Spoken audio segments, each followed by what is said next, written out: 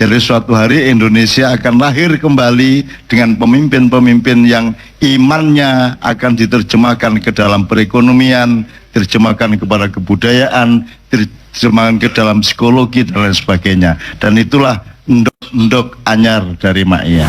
Ini saya omongkan kepada Anda agar supaya Anda yakin bahwa Ma'iyah ini bikinan Allah dan Anda itu orang yang dipilih oleh Allah. Kowe ra iso milih awakmu dhewe, kowe lak ming nuruti jerone atimu to. Dan Anda tidak eman tuku bensin piro, lak gak eman to. Sampai anakmu kok jak rene jek bayi. Sampai wetenge bojomu nyempluk rene kok kon aku kok kon ngusapi. Ngono urip iku ngono iku selama ndek dunya kon ngono iku, dadi ojo terlalu GR sama dunia, tapi juga jangan terlalu ideal kepada surga dan neraka. Kamu nanti juga bingung di surga, siap-siap di Ma'iyah, sinau mlebu swarga. Sebab nanti di swarga ternyata peta masyarakat penghuni surga itu tidak seperti yang kamu bayangkan. Orang yang kamu benci betul ternyata tonggomu di swarga matek tak gak kon. Ilmumu kudu gathuk karo atimu, kudu gathuk karo akidahmu. Ngopo duwe ilmu ora gathuk karo akidah? Untuk apa? Dunia tidak menyatu dengan Allah di dalam dirimu, kan gitu. Untuk apa juga engkau beriman tapi tidak bisa mengolah duniamu, kan begitu. Jadi beriman itu supaya kamu punya ilmu dan komitmen dan pijakan supaya kamu bikin dunia ini aman, gitu kan. Outputnya adalah amannya gemah ripah jinawi di dunia ini, kan gitu. Nah itulah prinsip bernegara. Jadi suatu hari Indonesia akan lahir kembali dengan pemimpin-pemimpin yang imannya akan diterjemahkan ke dalam perekonomian, terjemahkan kepada kebudayaan, terjemahkan ke dalam psikologi dan lain sebagainya. Dan itulah ndok anyar dari Ma'iyah, gitu ya. Oke, mudah-mudahan Allah mengabulkan. Anda akan diisrokan oleh Allah, nanti menjelang tua Anda dimi'rajkan dan ketemu Pak Is di sana. Gini, ini nomor berikutnya adalah kemana anak-anak itu.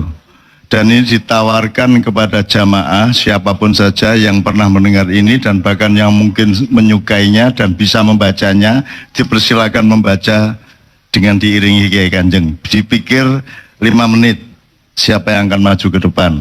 Nek ono wong telu berarti dibagi telu. Ngono wae, gampang wae. Sambil saya merespon beberapa hal sebelum kemana anak-anak itu. Sopo sing wani rek maju. Ora kudu apik, ning ikhlas dan sungguh-sungguh cukup. Benar ya?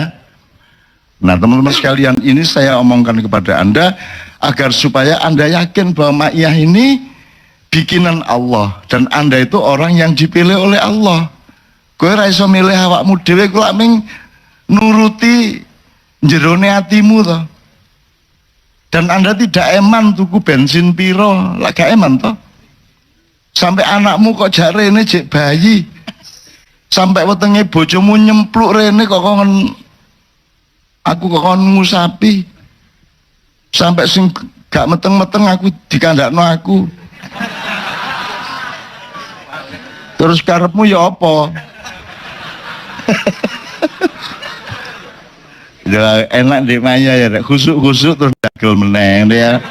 Lha ngono urip iku ngono iku selama ndek dunya kon ngono iku, dadi ojo terlalu GR sama dunia, tapi juga jangan terlalu ideal kepada surga dan neraka. Kamu nanti juga bingung di surga, siap-siap di Ma'iyah, sinau mlebu swarga. Sebab nanti di swarga ternyata peta masyarakat penghuni surga itu tidak seperti yang kamu bayangkan. Orang yang kamu benci betul ternyata tonggomu di swarga matek tak gak kon. Ayo. Terus kowe iso ning swarga, anakmu mlebu neraka. Iso kowe merasa nyaman di surga kalau melihat anakmu di neraka, atau bapakmu atau mbahmu. Wis piye coba? Makanya Anda juga jangan terlalu peduli sama itu. Pedulilah sama Allah. Karena kalau Allah yang menjadi concern Anda, semua yang kita khawatirkan itu nanti tidak terjadi. Mbuh piye carane?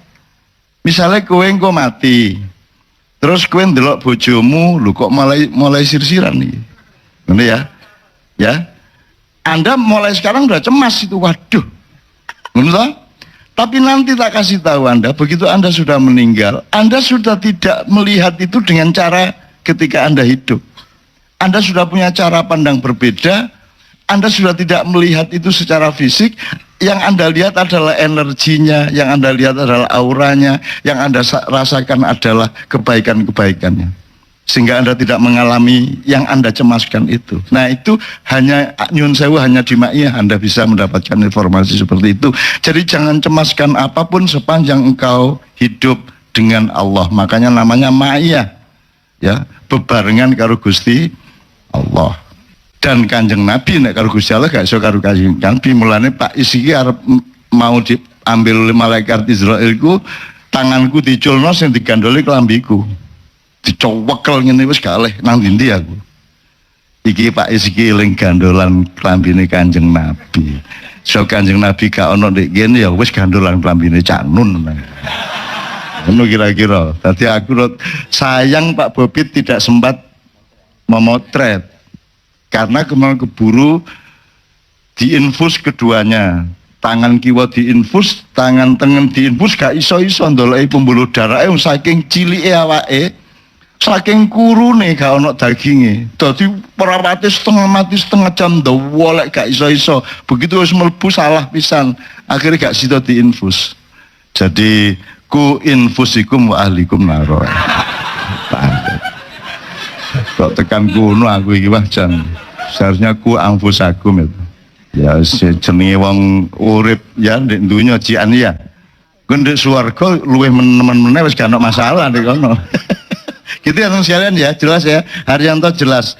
Sekarang saya satu hal berikutnya. Satu, saya mengusulkan mengajukan teks ini menjadi tapi Anda boleh menolak. Tolong ya, demokrasi Ma'iyah ini demokrasi tingkat tinggi. Anda boleh menolak saya dan bahkan dilarang untuk menggunakan ajaran saya kalau Anda menganggap itu adalah ajaran saya. Kalau Anda menganggap itu adalah wasilah dari Kanjeng Nabi kemudian dari Allah, maka boleh lewat saya Anda pakai. Tapi nek kowe nyembah aku ora entuk. Ora entuk. Nek aku dadi mursyidmu aja. Karena aku tidak bisa menolongmu nanti di akhirat. Aku tidak berani menjadi mursyidmu karena aku tidak berani menolong. Tidak bisa menolong. Engkau kon diadili ya apa-apa terus aku ngenyang ngono gak iso aku. Nek Kanjeng Nabi punya hak.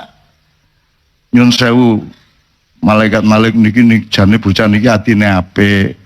Ning yo preman, ning yo atine jane apik, setia ning yo mbok di sepuro gitu ya. Nah, dia Allah bisa. Nek aku sing ngomong nang malaikat Malik. Sapa kon? Ngono wah mate aku wis gak iso apa-apa. Arep ndi kon? Arep menturo mesti. Mesti. Wes, jadi aku nggak bisa teman-teman sekalian menolongmu. Kau juga tidak bisa menolongku. Rumusnya jelas dalam Islam Pak Muzamin. Nah, jadi saya menawarkan ini boleh Anda tolak menjadi sebagai mukaddimah dari Piagam Ma'iyah. Piagam Ma'iyahnya Anda menyusun sekarang sedang berproses, agak lebih detail, agak lebih teknis, tapi ini adalah mukaddimahnya, boleh ditolak. Enak tau gue. Artinya kalau Anda nanti memakai ini benar, itu sebenarnya yang berlaku adalah keikhlasan Anda, bukan tulisan saya, ngerti ya? Itu loh. Jadi di sini tidak ada kekuasaan, di sini adalah yang ada adalah keikhlasan dan keseimbangan satu sama lain. Terakhir sekali, yang saya ajukan untuk menjadi mukaddimah Piagam Ma'iyah ini, As-Saqafah Al-Ma'iyah, saya perintahkan, kalau ini sekarang perintah ini, kepada Kiai Haji Ahmad Muzamil untuk menerjemahkan ke dalam bahasa Arab. Tepuk tangan untuk beliau. Karena piagam maupun mukaddimahnya nanti harus ada dalam 3 bahasa. Bahasa Indonesia, bahasa Arab, dan bahasa Inggris. Ya. Sudah pasti saya tidak akan memerintahkan orang Madura untuk menerjemahkan ke dalam bahasa Inggris. Itu saya kira terlalu jauh dari qadha dan qadarnya orang Madura. Bisa Anda juga maestro atas dirimu sendiri, atas pekerjaanmu sendiri. Ojo ecek-ecek, ojo setengah-setengah. Kon kudu duwe, kon temenan, kaliber, kon roh temen, iso temen. Ngono ya. Itu ya. Nanti Indonesia tidak bisa dilawan. Kalau Anda mau seperti itu. Teman-teman ini kan kata ini semester 1, 2, 3 MAIA ya. Jadi yang sudah Anda belum mengalami yang semester wis S2 MAIA, S3 MAIA, S4, S-teler saat itu. Memprihatinkan indeks. Jadi IP-nya ya kan masih berproses. Jadi kalau gini, kalau Didik mengatakan musik itu kan ada teorinya, nanti pada praktiknya ada genre, terus ada jenis-jenis, ada formula-formula, sampai hip hop, sampai dulu ada lahir blues, ada lahir jazz, itu semua kelahirannya bukan kelahiran musik tapi kelahiran kebudayaan, kelahiran hatinya manusia. Jadi misalnya blues itu kan cara orang negro meratapi nasibnya. Kalau jazz itu sudah meningkat lagi, orang negro Amerika membebaskan dirinya, sehingga lahirlah musik-musik yang sangat liar, sangat bebas tapi sangat bagus itu. Dan Maiyah ini adalah jazz yang menyeluruh, yo agomone, tanpa Anda lari dari syariat, tapi di jalan syariat itu Anda bertorikot luar biasa dan torikotnya bebas. Ono sing dicontohkan di sini, tapi Anda melakukannya secara merdeka karena torikot itu bukan ibadah mahdhah, gitu ya. Jadi Anda boleh golek wiritan dhewe oleh koyo iki ya oleh, koyo iko ya oleh, sing penting Anda tetap di dalam koridor syariat, gitu ya. Nah, termasuk musik Kiai Kanjeng ini kan super bid'ah. Tidak hanya bid'ah, karena memang belum pernah ada orang berorientasi, ini bukan musik kesenian, ini musik kebudayaan, bahkan musik spiritual, bahkan musik politik, bahkan musik apa saja bisa dikategorikan. Dan untuk itu tidak bisa pemusik melakukannya.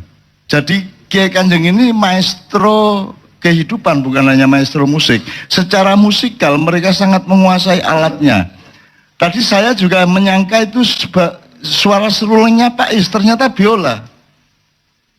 Jadi Mas Blotong dengan spontan, ya apa carane gesek biola berbunyi agak seruling. Dan Mas Blotong ini ketika kolaborasi dengan grupnya Umi Kulsum, itu sangat dikagumi oleh pemain biola di Mesir karena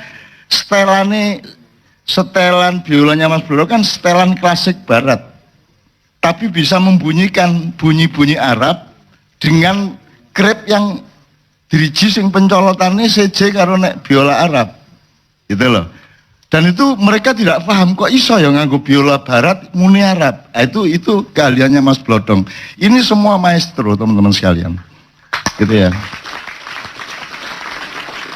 Kalau dipelajari satu persatu, Bayu ini maestro macam-macam, termasuk tukang hina teman-temannya sendiri, juru hina gitu. Ini semua, ini alhamdulillah semua maestro.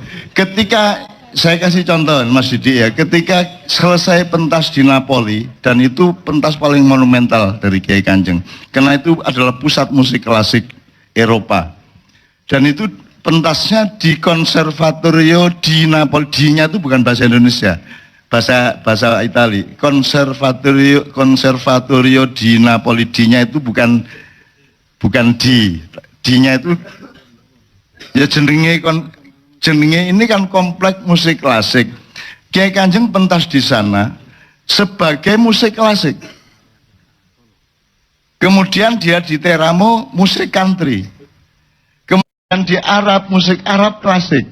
Kemudian di Finland musik rock. Jadi Kiai Kanjeng iki Arab ngerok iso, katok iso, celono iso. Alhamdulillah. Dan itu tidak karena mereka hebat, tapi karena mereka ikhlas. Mereka ikhlas, mengabdi, hatinya mengabdi terus. Jadi ini manusia. Nah, pemusik-pemusik itu berhenti sebagai pemusik, politisi berhenti sebagai politisi, pengusaha berhenti sebagai pengusaha. Mereka tidak meneruskan dirinya untuk kembali menjadi manusia yang utuh. Nah, Kiai Kanjeng iki Mulanya tidak terdaftar di dalam pemetaan dan almari musik Indonesia karena ndak cukup lemari ini. Cuklek kabel lemari di mod Kiai Kanjeng. Sama dengan bukuku gak ono ndek bidang apa ya buku gak ono kudu nggawe lemari dhewe. Itu namanya bid'ah. Nah, sekarang saya minta waktu di Napoli teman sekalian ada satu nomor musik yang kemudian mereka diminta workshop oleh jurusan musik di Universitas di Napoli. Karena kalau ada speed itu kecepatan membunyikan lagu nyun sewu, standby. Kita minta tengah-tengahnya ketika itu ya, coba dimulai dari mana? Ini kalau musik klasik, Mas, itu biasanya nganggo stick loro. Masing-masing iki nyekel stick siji, driji iki, stick sijine iki loro, kiwa tengen dadi papat. Dadi nek ngonekno speed atau percepatan atau kecepatan bunyi yang setinggi itu kan ngene iki. Sementara Kiai Kanjeng iki nganggo tangan situk tok, dodok situk tok. Dengan kecepatan yang sama dengan 4 itu mereka tidak paham, akhirnya kepeksa workshop, itu pun merem pisan, gendeng ya hari ini apa ini? Padahal kalau Anda lihat player musik di orkestra itu kan metenteng delok partitur, iki merem. Joko SP iki mesti merem wis iki ngene wis gak ro wis. Dadi mesti ana jen sing melok nutuk-nutuk ini. Teman sekalian, dalam Kiai Kanjeng 24 tahun tidak mungkin ada yang membawakan ini kecuali saya, bukan karena saya hebat tapi karena Allah qadar-qadarnya begitu. Jadi Zainul nek gawan lagi ya gak tutuk.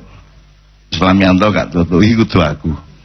Bukan soal hebat tapi soal katuranggan dan soal ketepatan rohaniah.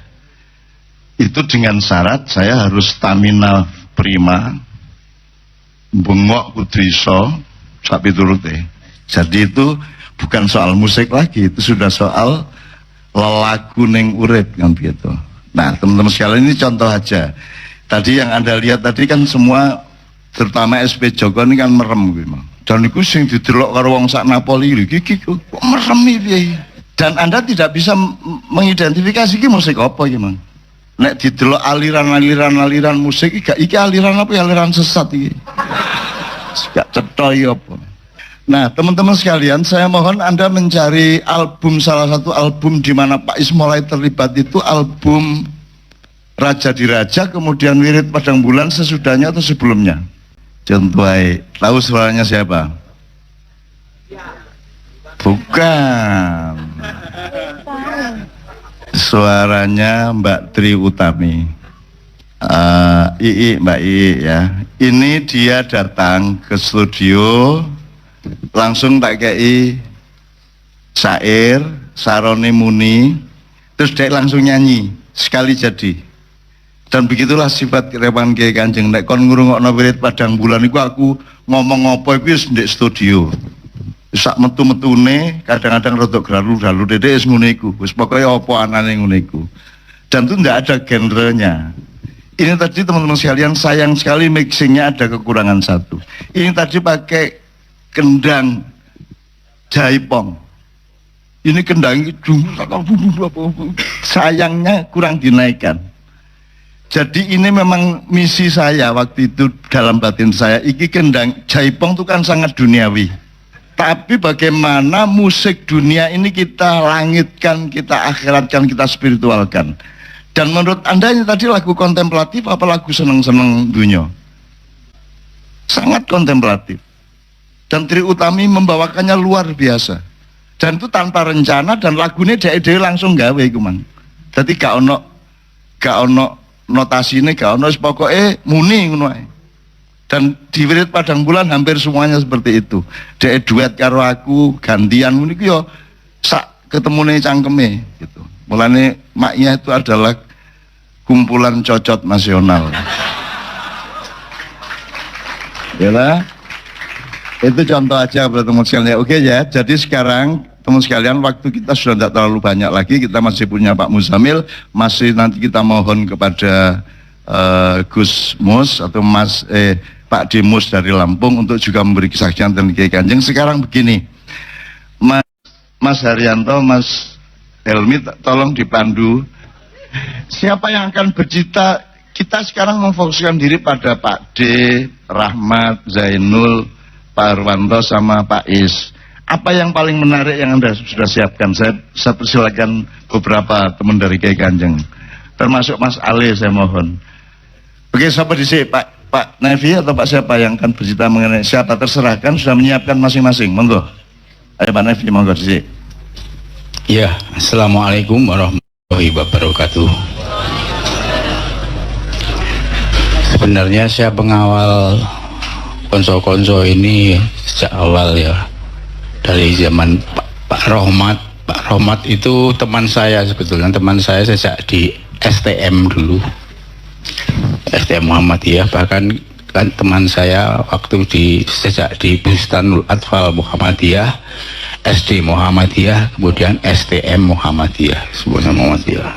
Beliau memang seorang anak tokoh Muhammadiyah, seorang dosen UGM, Bapak Mawardi AI namanya. Orang itu memang unik, Rohmat itu ya. Jadi ya, seperti apa tadi yang sudah diceritakan Cak Nun mengenai tinju tadi ya. Dia bisa bergabung dengan teman-teman kesenian sejak teater dinasti sampai Kiai Kanjeng itu juga karena dia ngatut saya sejak kecil di mana-mana sehingga dia latihan seperti itu. Kalau saya yang paling berkesan dari Rohmat itu adalah kesetiaannya ngonconi saya dan juga Pak Joko Kamto. Ini pernah saya dan Pak Joko Kamto dan Rohmat itu gelandang di Jakarta sampai mau masuk Jaya Ancol karena nggak punya uang, bludus lewat sungai, ditangkap oleh pasukan berkuda, kemudian dibawa ke pos polisi, dihukum. Ngukumnya tidak dimasukkan penjara, tidak disuruh menjabuti rumput sehari, setelah itu dipulangkan. Itu salah satu kenangan saya dengan Pak Joko terhadap almarhum Pak Rohmat. Kalau saya teringat Pak Rohmat, yang paling saya mengenang sampai sekarang ini adalah seorang tokoh kendang dari grup penyanyinya Umi Kulsum yang bernama Mahmud. Rohmat ini senang sekali dengan kata-kata Mahmud ini, tapi bisa dikonotasikan dengan hal-hal yang lain yang aneh ya. Jadi Mahmud ya, itu saja ya. Itu catatan saya tentang Pak Rohmat. Selanjutnya kekonyolan yang lain yang mungkin tidak layak untuk saya ceritakan di sini. Ya. Kemudian untuk adinda saya tersayang Mas Zainul Arifin almarhum, kenangan saya terhadap almarhum itu adalah ketika saya dulu diumrohkan bersama teman-teman Kiai Kanjeng di Mesir. Umroh kok di Mesir. Ya maklum saya sudah agak tua, agak lupa ya. Di Mekah Al-Mukarramah dan juga Madinah Al-Munawwarah. Seperti apa yang sudah berkali-kali diceritakan oleh Cak Nun, saya mengalami suatu ujian, mengalami suatu ya musibah cinta Allah terhadap saya mungkin barangkali ya. Yaitu kaki saya tiba-tiba ketika mau wudhu itu saya kira tempat wudhu, ternyata itu tempat minum, ditunggu. Sehingga kaki saya itu ngangkatnya tinggi sekali, sehingga ketika kaki kanan saya mengangkat, kaki saya kiri saya nggak kuat, maka terkilirlah, hampir patah di situ. Sehingga separuh dari umroh di Mekah itu saya itu harus pakai krek atau pakai kursi roda. Nah ketika sampai di Madinah Al-Munawwarah itu ketika subuh ya, ketika subuh mau menuju ke Masjid Nabawi itu, sebelum subuh itu teman-teman sudah berlari berangkat duluan sehingga bisa sampai Raudhah dan sebagainya. Saya pakai kursi roda nggak bisa lari. Nah, yang nyurung itu Mas Zainul Arifin almarhum. Jadi saya didorong oleh Mas Zainul sambil berlari itu. Alhamdulillah sampailah ke Masjid Madinah untuk subuhan. Tapi saya nggak bisa masuk sampai Raudhah karena harus melalui orang yang banyak sekali, kursi roda nggak bisa masuk di situ. Tapi sudah saya syukur, sangat saya syukuri, alhamdulillah. Itu kenangan saya terhadap Mas Zainul Arifin. Kemudian kenangan saya terhadap Bapak almarhum Zainuri. Wah, ya sederhana, Pak Zainuri itu betul-betul seorang pengasuh yang senantiasa mengayomi saya. Ketika di Madinah, ketika di Mekah itu pun, ketika saya mengalami kecelakaan yang merupakan ujian peringatan dari Allah itu,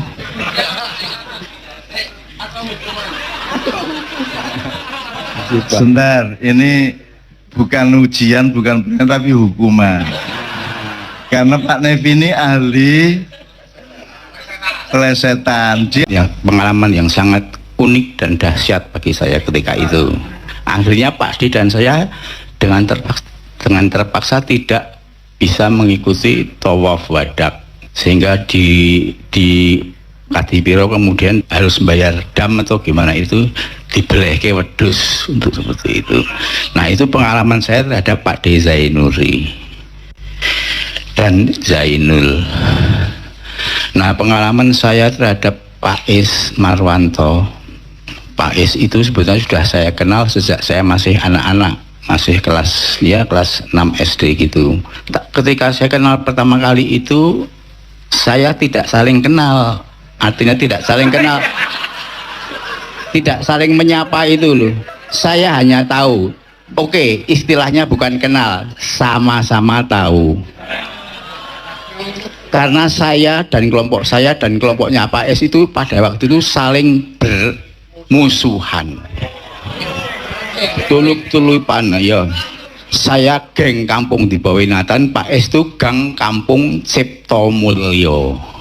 Anda tahu istilah Cipto Mulyo, menciptakan suatu kemuliaan. Kenapa diberi kampung seperti itu? Karena penghuninya orang-orang yang, mohon maaf ya, konotasinya bisa dikatakan belum mulia gitu. Nah, kami bertarung karena apa? Karena kampung kami ini berada di sebuah tempat hiburan yang sangat populer pada waktu itu, zaman Loda di THR. Cak Nun sangat kenal THR itu. Cak Nun sangat kenal jahiliyahnya THR itu. Ternyuling tuh. Itulah pertama kali kesan saya terhadap Pak Is. Ternyata orang yang dulu waktu saya kecil bermusuhan geng itu, ternyata dia juga seorang penyuling. Itulah kenangan saya terhadap Pak S. Dan Pak S memang seorang empu bagi saya, karena dia tidak